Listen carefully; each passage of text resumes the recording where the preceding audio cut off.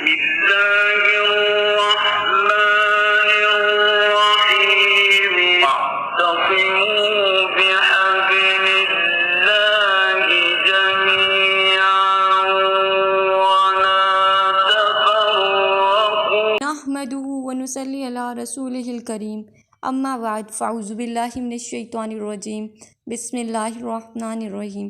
السلام علیکم مائی YouTube learners. آج ہم اپنے چینل فہم الاسلام پر اسلام کے بنیادی عقائد میں سے ایک اور اہم عقیدہ رسالت کے بارے میں سیکھیں گے۔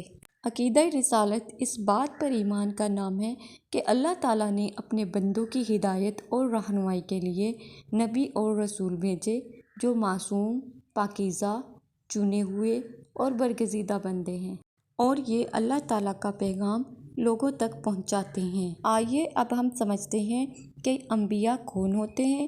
انبیاء اور رسول انسان یعنی بشر ہی ہوتے ہیں، لیکن ان کی فضیلت یہ ہے کہ ان پر وحی نازل ہوتی ہے۔ رسول محض اللہ کا پیغام آگے پہنچاتے ہیں، اور یہ صرف وہی بولتے ہیں جو ان کی طرف وحی کیا جاتا ہے، یہ اپنی طرف سے کوئی بات نہیں پیش کرتے۔ ہم قرآن پاک کی آیات کی روشنی میں سمجھتے ہیں کہ اللہ تعالیٰ نے عقیدہ رسالت کے بارے میں کیا حکم فرمایا ہے۔ تو اس سلسلے میں سب سے پہلے ہم سورہ ابراہیم کی آیت نمبر 11 دیکھتے ہیں، جس میں اللہ تعالیٰ کا ارشاد ہے کہ ان کے پیغمبروں نے ان سے کہا کہ یہ تو سچ ہے کہ ہم تم جیسے ہی انسان ہیں، لیکن اللہ تعالیٰ اپنے بندوں میں سے جس پر چاہتا ہے اپنا فضل کرتا ہے۔ اللہ کے حکم کے بغیر ہماری مجال نہیں کہ ہم کوئی معجزہ تمہیں لا دکھائیں، اور ایمان والوں کو صرف اللہ تعالیٰ ہی پر بھروسہ رکھنا چاہیے۔ اس آیت سے ہم نے سیکھا کہ انبیاء اور رسول اللہ تعالیٰ کے چنے ہوئے بندے ہیں، اور وہ اللہ کے حکم کے بغیر کوئی معجزہ پیش نہیں کر سکتے۔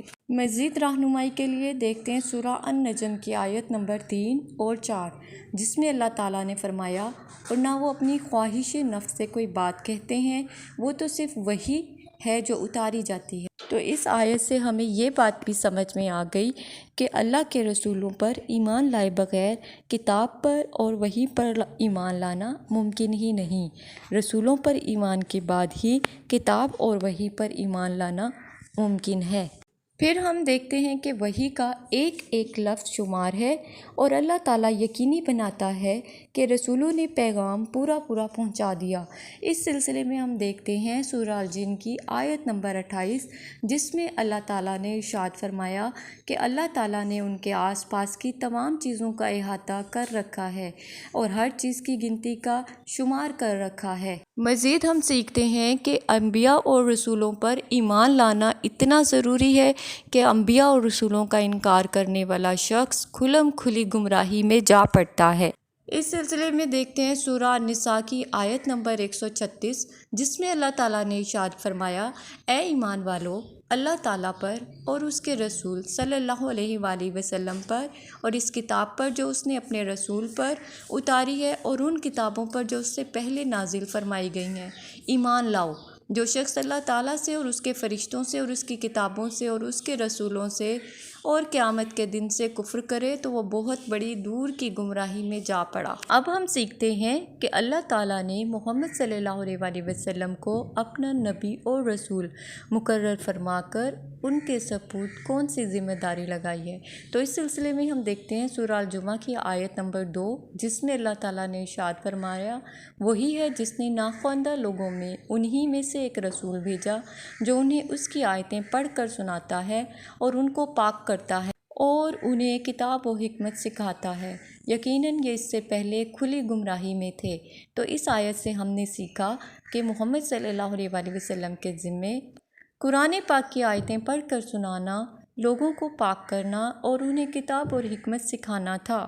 لہٰذا محمد صلی اللہ علیہ وآلہ وسلم نے جب یہ 4 کام بخوبی سر انجام دے دیے تو اللہ تعالیٰ نے دین کی تکمیل کا اعلان کر دیا۔ لہٰذا اس سلسلے میں ہم سورہ المائدہ کی آیت نمبر 3 دیکھتے ہیں، اس میں اللہ تعالیٰ نے ارشاد فرمایا، آج میں نے تمہارے لیے دین کو کامل کر دیا اور تم پر اپنا انعام بھرپور کر دیا، اور تمہارے لیے اسلام کے دین ہونے پر رضامند ہو گیا۔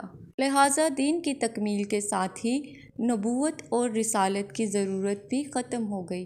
اس لیے محمد صلی اللہ علیہ وآلہ وسلم اللہ تعالیٰ کے آخری نبی اور رسول تو اس سلسلے میں دیکھتے ہیں سورہ الاحزاب کی آیت نمبر 33، جس میں اللہ تعالیٰ نے ارشاد فرمایا، تمہارے مردوں میں کسی کے باپ محمد صلی اللہ علیہ وآلہ وسلم نہیں ہیں، لیکن آپ اللہ تعالیٰ کے رسول ہیں اور تمام نبیوں کے ختم کرنے والے ہیں، اور اللہ تعالیٰ ہر چیز کا بخوبی جاننے والا ہے۔ لہٰذا اس آیت سے ہم نے سیکھا کہ لوگوں کی رہنمائی اور ہدایت کے لیے انبیاء اور رسول بھیجنے کا سلسلہ جو حضرت آدم علیہ السلام سے شروع ہوا تھا، وہ محمد صلی اللہ علیہ وآلہ وسلم پر ختم ہو گیا۔ عقیدہ رسالت کو اچھی طرح سمجھ لینے کے بعد اللہ تعالیٰ سے دعا ہے کہ وہ ہمیں اس عقیدہ پر ایمان لانے کی توفیق عطا فرمائے اور محمد صلی اللہ علیہ وآلہ وسلم کی پیروی کرنے کی توفیق عطا فرمائے، آمین۔ وما علینا الا البلاغ المبین۔ یہ چینل دین اسلام کو آسان طریقے سے سمجھنے کے لیے تشکیل دیا گیا ہے۔ Thanks for watching Islamic videos and don't forget to subscribe, like, comment and share our channel. You can contact us on Facebook, YouTube and Insta.